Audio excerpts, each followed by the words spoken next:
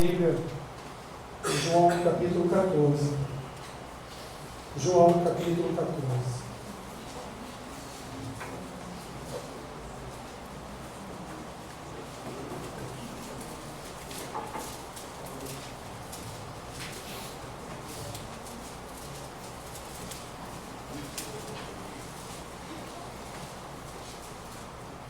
Evangelho de João, capítulo 14. Vamos fazer a leitura do versículo 1 ao versículo 15.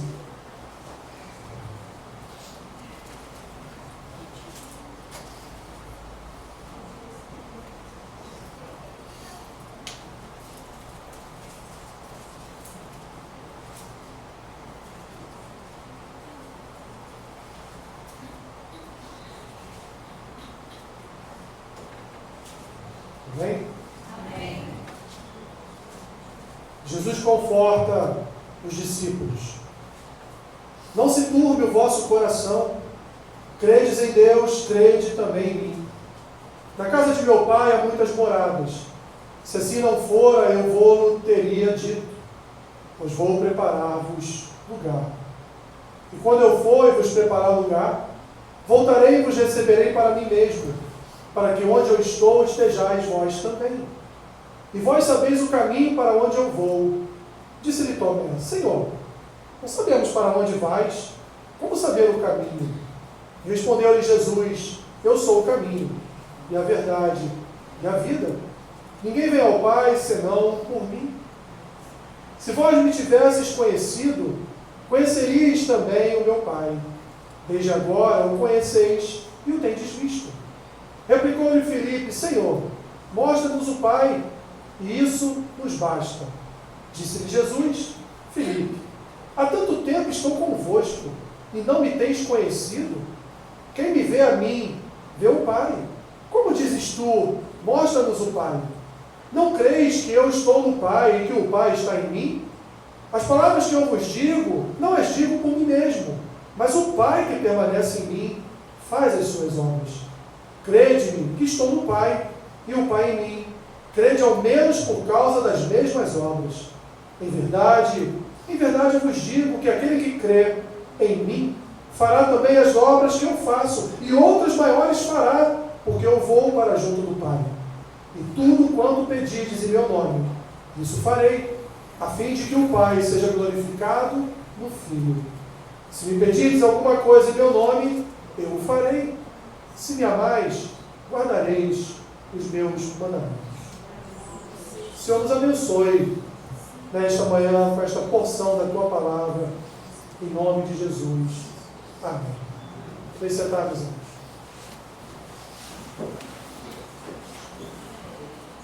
Meus irmãos, esperança é uma palavra corriqueira nos dias de hoje. Temos esperança sempre de que as coisas vão melhorar. Temos esperança de que o nosso salário vai aumentar, né? Temos esperança de que nosso trabalho vai dar uma diminuída, né? Temos trabalhado muito. Temos esperança numa situação econômica melhor. Temos esperança em tantas coisas nesta vida. Mas o livro de Provérbios nos ensina que a esperança que se adia faz adoecer o coração, mas o desejo cumprido é como árvore da vida. A palavra esperança é muito usada, meus irmãos, mas ela é muito mal compreendida, biblicamente falando, porque estamos falando aqui de Bíblia. Nós estamos falando da esperança do mundo. O seu entendimento, via de regra, em contexto geral, é bastante inadequado. Esperar, meus irmãos, significa descansar. Biblicamente, a palavra esperança significa descanso. E quem não descansa, não espera. O conceito bíblico de esperar não é ansiar por algo. O conceito bíblico de esperar é descansar. Alguém que já pescou alguma vez na vida? É como um pescador. Ele senta na cadeira, lança a isca, e ele está ali, descansando. Às vezes até dorme, quando sente lá, né, a sua vara de pesca se mover, opa, chegou um. É assim, meus irmãos. Nós sabemos que o peixe está ali. Sabemos que ele vai morder a isca. É só descansar. Descansar, biblicamente, portanto, meus irmãos, repito, não significa ansiar. Significa esperança, significa descansar. E você olha o que Isaías, capítulo 40, versículo 31 diz. Os que esperam no Senhor renovarão as suas forças. Subirão com asas como águias, correrão e não se cansarão, caminharão e não se fatigarão. O que é isso? O cara está correndo, mas ele ao mesmo tempo ele está descansado. Por quê? Porque a confiança dele está no Senhor. Ele ora, ele jejua, ele busca a presença de Deus, ele já colocou sua causa diante do Senhor, mas ele está ali esperando, no sentido de ele está descansando, porque ele sabe, repito, que a qualquer momento o peixe morderá a isca. Quando nós olhamos para esse quadro que nos é apresentado por João no capítulo 14, Jesus estava aqui, meus irmãos, dando a notícia, numa refeição de Páscoa aos seus discípulos, que ele morreria.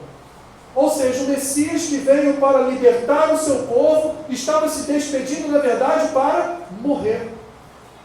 E os 3 anos de ministério de Jesus não seriam suficientes para acalmar os corações dos seus discípulos após a sua partida. Eles seriam alcançados pelo medo, pela incerteza. Por onde andaremos agora que o Mestre não está nos dando um caminho? Para onde nós iremos? O que falaremos? O que estaremos proclamando diante de outras pessoas? O medo e as incertezas, meus irmãos, tomariam lugar em suas vidas. Afinal de contas, o Mestre estava de partida e a partida do Mestre não era plano dos discípulos. Era plano do Mestre. A morte de Jesus não era algo que estava nos planos daqueles homens que cercavam a Cristo. Então, meus irmãos, nos seus últimos momentos, o que Jesus fez foi trazer consolo e conforto aos seus discípulos, fazendo promessas. Promessa de vida eterna, principalmente, e que eles deveriam seguir as suas vidas fazendo aquilo que eles aprenderam durante os 3 anos de ministério de Jesus. Jesus, então, nessa refeição, à mesa com seus discípulos, o que ele faz? Ele conforta, ele promete um lugar melhor de onde eles estão hoje, o que ele fala aqui, no versículo 2 em diante, eu vou preparar moradas para vocês. Ele se apresenta como a única opção de salvação. Ele vai dizer que ele é o Pai é ele está no Pai, o Pai está nele, e portanto só ele é o caminho, só ele é a verdade, só ele é a vida. Ele vai se apresentar como a única opção de salvação. Ele se apresenta diante dos seus discípulos como Deus, porque aquele que me vê, vê o Pai. Aquele que me conhece, conhece o Pai. E promete, meus irmãos, por último, atender os seus discípulos em suas orações. Esse texto, meus irmãos, ele nos ensina 3 coisas. Em primeiro lugar, Jesus é o nosso descanso. Repete aí para você mesmo: Jesus é o meu descanso. Eu não gosto muito de fazer isso não, mas de vez em quando é bom a gente afirmar certas verdades. Jesus é o nosso descanso, meus irmãos. Um teólogo do século XIX, chamado John Charles Riley, conhecido como J.C. Riley, ele disse o seguinte a respeito desse texto: o mundo é um vale de lágrimas. Você concorda com ele? O mundo é um vale de lágrimas. Olha o que Jesus diz no versículo 1, meus irmãos: não se turbe o vosso coração. Credes em Deus, crede também em mim. Dos mais crentes aos menos crentes, dos mais fortes cristãos aos mais fracos cristãos, meus irmãos, independente do tamanho da sua espiritualidade, ou da sua fé, da sua confiança, da sua esperança no Senhor, todos sofrem nesta vida e todos choram as suas dores. Porque a jornada das nossas vidas, meus irmãos, é repleta de problemas, é repleta de obstáculos, é repleta de notícias inesperadas, é repleta de situações que nós não estávamos esperando e que do nada surgem sobre as nossas vidas. Portanto, meus irmãos, o que Jesus está dizendo para estes homens é que descansar nele é o único remédio para corações turbados. Não existe outro remédio. Não se turbe o vosso coração. Crede em Deus, mas crede também em mim. O que Jesus está fazendo aqui, meus irmãos, é ensinar esses homens a crer mais profundamente, a descansar sem restrições, a apegar-se com mais firmeza na pessoa de Jesus e depender dele por completo. Você tem feito isso? Você tem, de fato, crido com mais profundidade? E que pese o tamanho do problema pelo qual você está atravessando, a tribulação, a circunstância desagradável, você tem descansado sem restrições, ou seja, sem murmurações? Sem fazer a famosa pergunta que sempre fazemos a Deus quando estamos em meio a problemas: Senhor, por que está acontecendo isso comigo? Senhor, por que isso veio sobre a minha vida?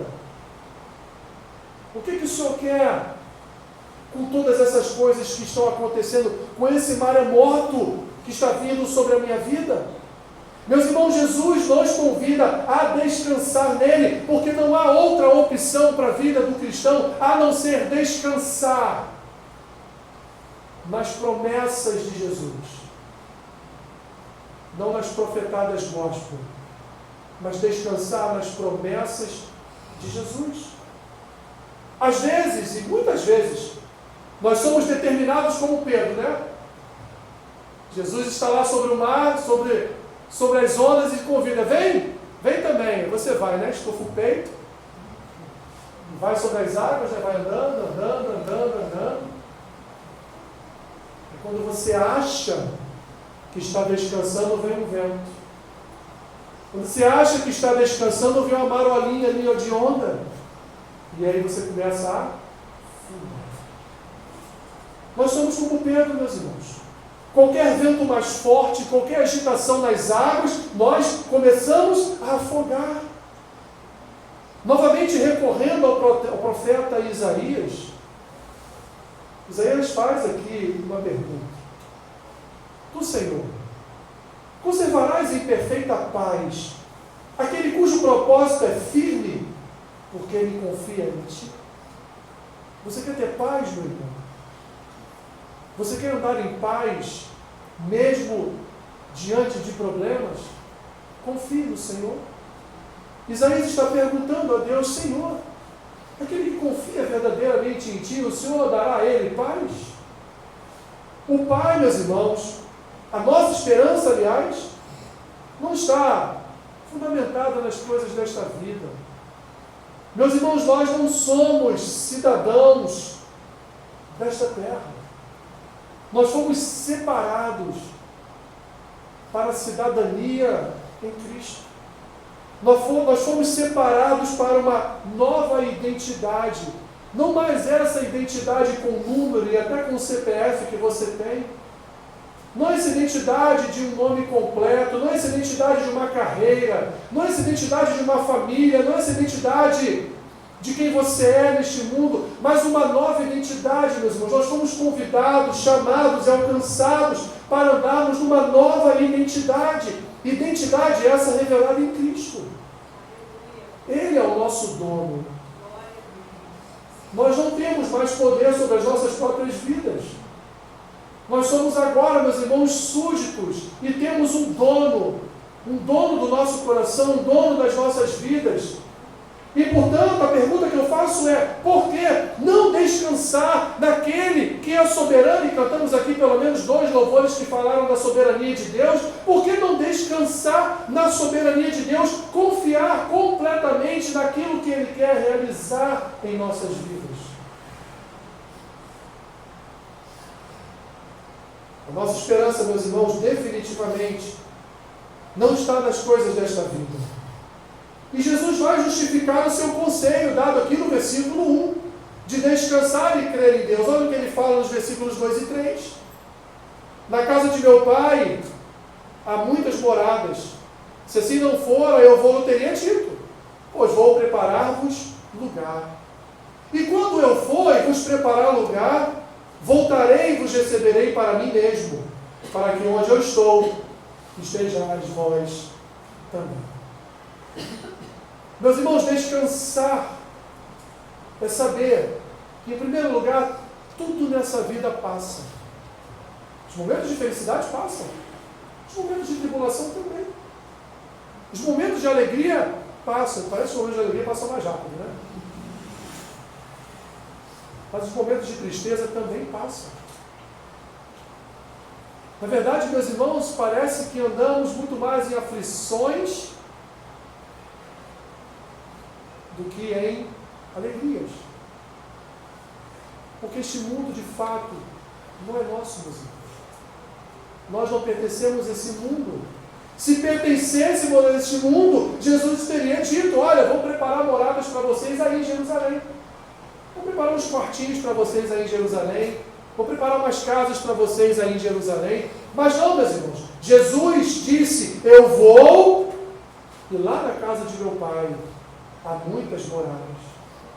O Pai, meus irmãos, tem moradas preparadas para nós. E pense só no momento, o universo é perfeito, né? Não é? O universo, ele é perfeito. Se o Sol sair 1 centímetro do seu eixo, todos nós morreremos. Se a Lua sair 1 centímetro do seu eixo, as marés invadem a Terra. Nós vamos ter vários problemas aqui na Terra. O universo é perfeito. E o mesmo que arquitetou, o mesmo que realizou esse projeto de engenharia cósmica no universo, é o mesmo que preparou uma casinha para você. É o mesmo que formou os alicerces e uma casa para cada um de nós, meus irmãos. O céu é um lar, mas não é o lar de qualquer um. O céu é o lar de Cristo e de seus seguidores. Nós já temos tudo preparado para nós. O autor aos Hebreus disse, na verdade, não temos aqui cidade permanente, mas buscamos o que há de vir. Se buscamos, meus irmãos, o que há de vir, por que sofremos tanto nessa vida? Por que damos tanta ênfase? Porque, meus irmãos, como os jovens gostam de dizer, por que damos tanta moral ao sofrimento? Por que não nos deleitarmos no descansar na presença do Senhor? Só de pensar, meus irmãos, que Cristo estará lá juntamente conosco. Só de pensar que Jesus estará recebendo Ele mesmo os mais fortes e os mais fracos. Só de saber, meus irmãos, que eu não sei como é que vai ser, se vai ter uma fila, né, para distribuição de casas, ou se vai ser como Minha Casa Minha Vida, um sorteio, né, enfim. Eu não sei como vai ser. Mas o que nós sabemos, meus irmãos, é que assim que você colocar os pés na Nova Jerusalém, já tem uma morada te esperando, já tem uma casa te esperando. Eu não sei se é casa que tem teto, que tem parede, eu não sei que casa é essa. Mas Jesus está dizendo, vocês serão acolhidos pelo Pai. Nós seremos acolhidos, meus irmãos, como nunca antes fomos acolhidos nesta vida. Porque a obra do acolhimento de Cristo na eternidade será muito maior do que o seu acolhimento agora aqui terreno, na terra. Porque lá Ele próprio estará nos recebendo e nos indicando, Rua G, Casa 4, é tua. Ele mesmo estará nos indicando os nossos novos endereços. Ele mesmo estará alegremente nos conduzindo para essa promessa que Ele faz aqui para a sua igreja. Essas moradas serão distribuídas, meus irmãos, mas essas moradas só serão distribuídas àqueles que descansaram em Jesus. que confiaram na rocha eterna, que se sustentaram na soberania do Senhor. Será o próprio Senhor, e Ele promete aqui, meus irmãos, no versículo 3, será o próprio Senhor que voltará pessoalmente para nos conduzir a esse lugar. Ele mesmo nos fará subir, e Ele mesmo será o nosso anfitrião. Você nunca terá um anfitrião como Jesus. Ele mesmo será o nosso anfitrião. Ele mesmo nos receberá. E é por isso, meus irmãos, é por isso que Jesus deve ser o único motivo do nosso descansar.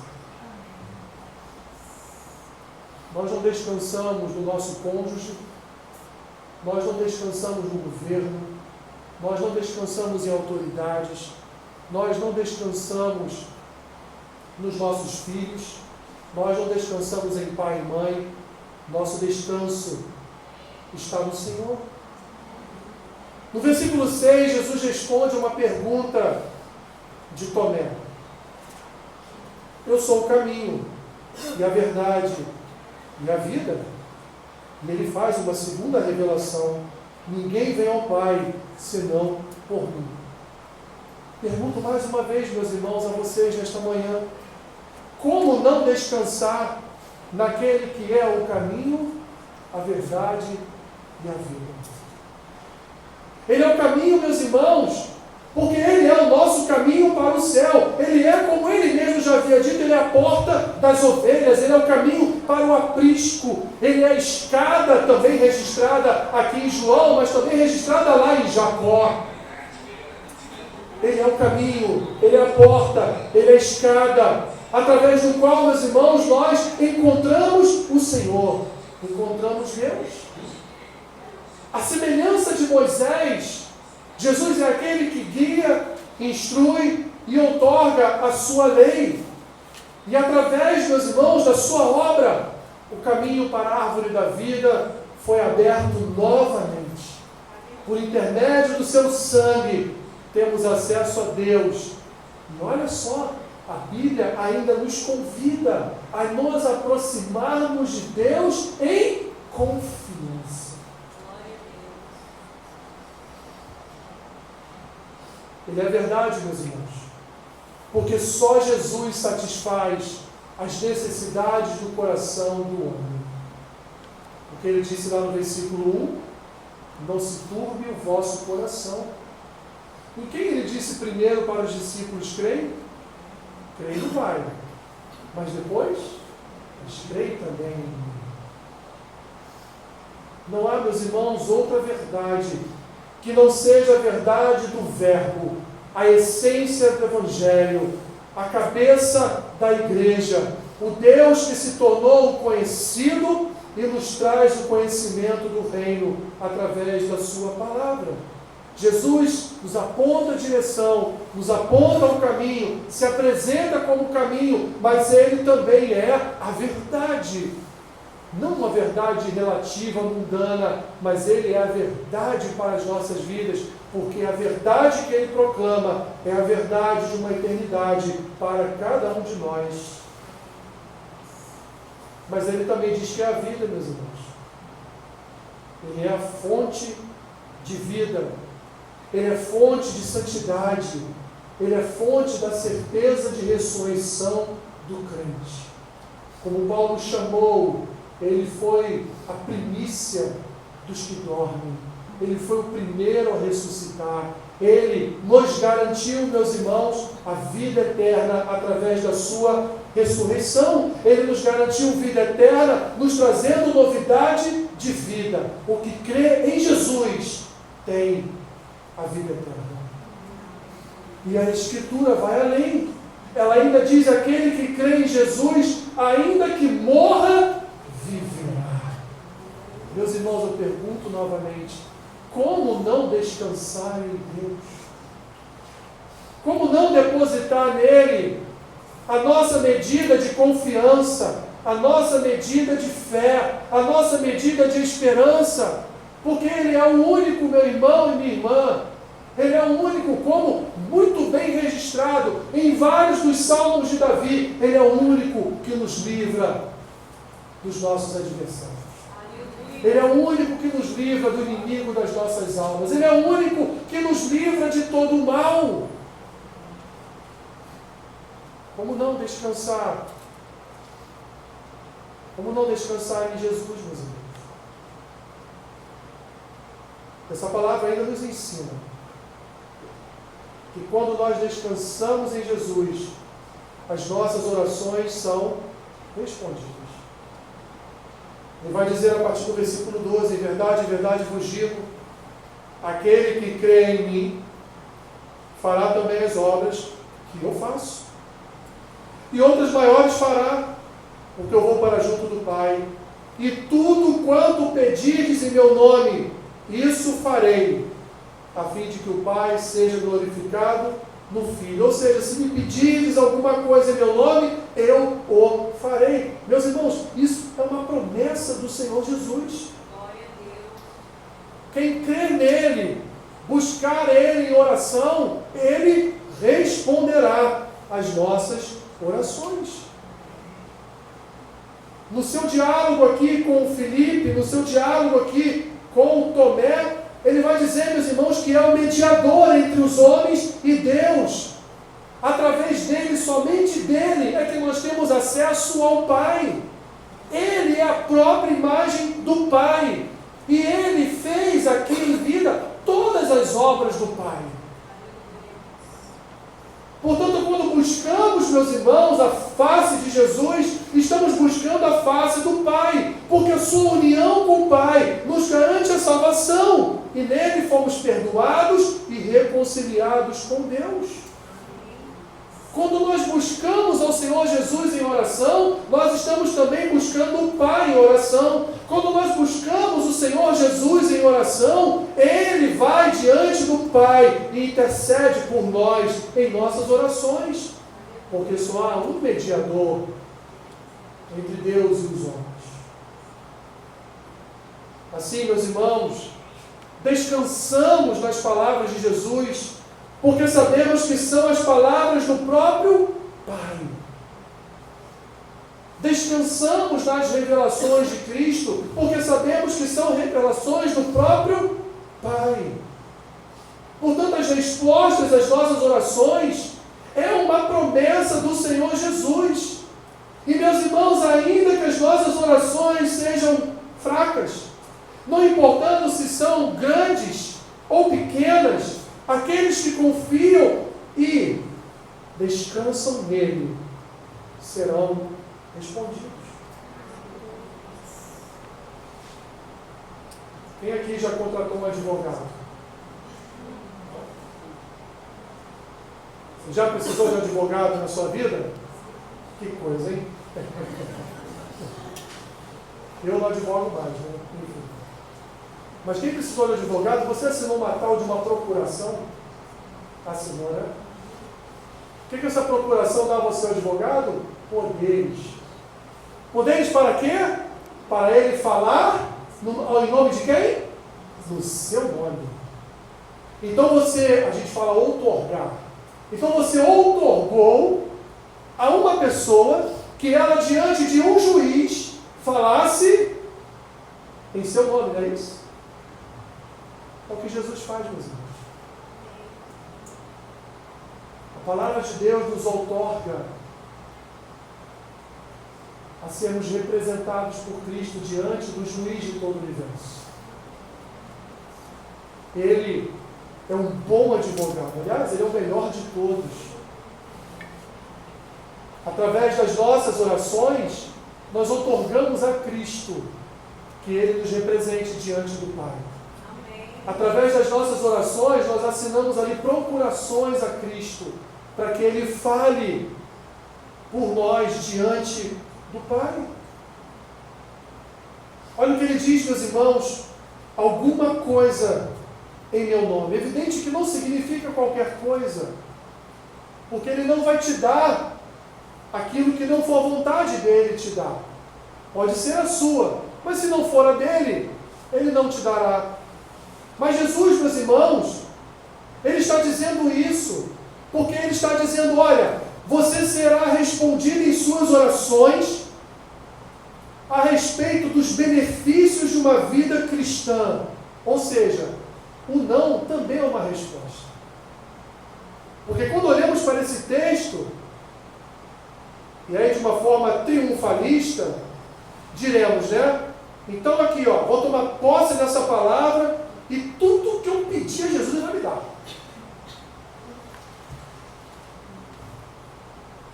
Vai me dar um bom marido, uma boa esposa.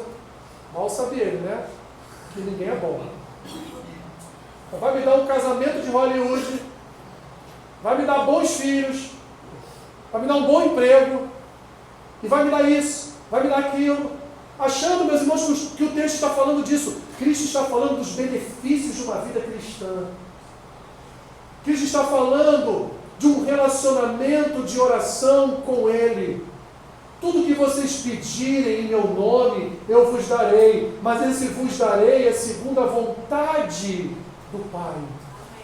É segundo a vontade dele, não é segundo a nossa vontade, meus irmãos. Senão ele teria retirado o espinho da carne de Paulo. Não é verdade?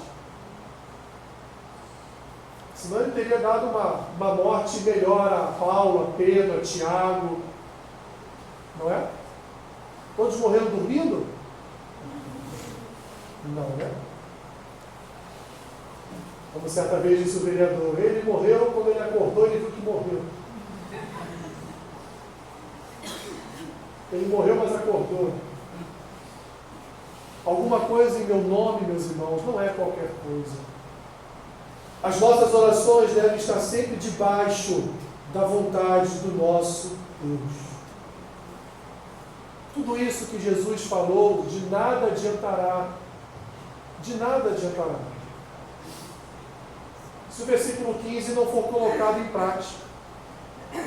Se me amais, guardareis os meus mandamentos. Jesus está dizendo, meus queridos amigos, tudo isso que eu estou dizendo a vocês terá como prova vocês guardarem a minha palavra. Se vocês guardarem a minha palavra, é sinal verdadeiramente de que vocês me amam.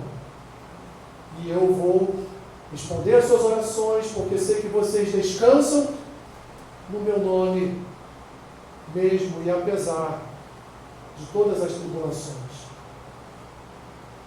Meus irmãos, nós precisamos desesperadamente descansar em Jesus. Nós precisamos desesperadamente considerar Jesus como a única fonte do nosso descanso. Não é, meu irmão, minha irmã. Amanhã eu vou acordar, as coisas estarão melhor. Amanhã eu vou acordar, tudo isso será resolvido. Amanhã eu vou acordar e aquela pessoa vai... Não! Amanhã eu vou acordar e o Senhor continuará a tomar conta da minha vida. Amanhã eu vou levantar e as suas misericórdias estarão renovadas sobre a minha vida. Amanhã eu vou levantar, em que pese o problema que eu vou ter que enfrentar, em que pese a tribulação que eu vou ter que encarar de frente, o Senhor é o meu Redentor, o Senhor é o meu pastor, o Senhor é a minha rocha, é a minha fortaleza. Eu vou, como disse Davi no Salmo 40, vou confiar no Senhor e Ele vai inclinar seus ouvidos e vai ouvir o meu clamor. Vai me responder, ainda que não seja a resposta que eu queira, mas eu sei que Ele vai me responder, porque é promessa do Senhor responder as orações daqueles que creem, é promessa do Senhor responder as orações daqueles que descansam no Senhor. Concluindo, meus irmãos, esse é um texto muito batido, né? No mundo teremos aflições. Não vou falar de ânimo. Nesse mundo nós teremos aflições. Mas descansar no Senhor é o melhor caminho. Glória a Deus. Não há outro, meus irmãos. Não há nada nesta vida, absolutamente nada nesta vida, que não possa ser colocada na zona de descanso do Senhor. Não há doença, não há tribulação familiar, não há problema financeiro, não há problema no trabalho, não há nada que não possa ser colocada na zona de descanso do Senhor. Se nós entendêssemos, meus irmãos, todos nós, como igreja, no mundo todo, entendêssemos o quanto o Senhor tem prazer nas nossas orações, o quanto o Senhor se deleita quando nós, meus irmãos, temos prazer em depender dEle, o quanto o Senhor ama o filho que o busca, o quanto o Senhor responde àquele que o busca. O que Jesus disse a respeito de oração: pedi, dá-se-vos-á, buscai e achareis, batei e abri-se-vos-á, porque o que pede recebe, o que busca encontra, o que bate a porta abre. Meu irmão e minha irmã, não há prazer maior na vida do cristão do que descansar em Deus. Não há prazer maior na vida do cristão do que depositar toda a sua esperança, o seu descanso nas mãos do Senhor. E ainda que no final de tudo, ainda que no final desse filme não seja tão agradável a nós, ainda assim o meu coração repousa no meu Senhor. Amém. Ainda assim o meu coração descansa em paz no meu Senhor. Você não precisa morrer para descansar em paz. Não precisa. Alguns vão descansar em paz, outros não tanto. Mas você pode descansar em paz já em vida, meus irmãos. Você pode descansar em paz já em vida. Constitua Jesus como seu advogado. Deixa Ele, só Ele, cuidar da sua causa. Meus irmãos, nós não somos capacitados para desempenhar o papel de advogado diante do juiz do universo. Só Ele é. Entregue sua causa a Ele. Afinal de contas, qual foi a maior revelação que Ele fez no texto? Ele é o caminho, Ele é a verdade e Ele é a vida. Como diz o salmista, descansa no Senhor e espera nele, e tudo mais Ele fará. Fará sobressair a sua justiça como luz, fará sobressair o seu direito como o sol do meio-dia. Descanse no Senhor. Não se turbe o vosso coração. Creia em Deus. Creia também em Cristo. Amém?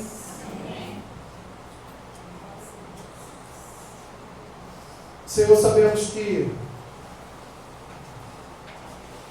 por vezes não é desta forma que o nosso coração atua. Por vezes não é desta forma que o nosso coração se porta. Quantas são as vezes, Senhor, que desconfiamos das Tuas respostas? Que o desespero bate a porta do nosso coração de tal forma que a desconfiança habita em nós. Renova nesta manhã, Senhor, a nossa esperança. Renova a nossa confiança. Renova o nosso descanso em Ti, Senhor. Ajuda-nos a não andarmos com o nosso coração turbado, com o nosso coração preocupado, com o nosso coração abatido, Senhor, por problemas às vezes que nem mesmo sabemos se vão acontecer ou não. Ah, Deus, tira toda a preocupação das nossas almas. Remove tudo aquilo que nos impede de descansar em Ti. Ajuda-nos, ó Deus, renovando a nossa fé, a nossa esperança e o nosso amor por Ti, ó Deus. É o que nós te pedimos nesta manhã. Eu abençoo, Senhor, os elementos que serão agora distribuídos à Tua igreja. Estaremos assentados contigo, lembrando da Tua vida, morte e ressurreição. Em nome de Jesus. Amém.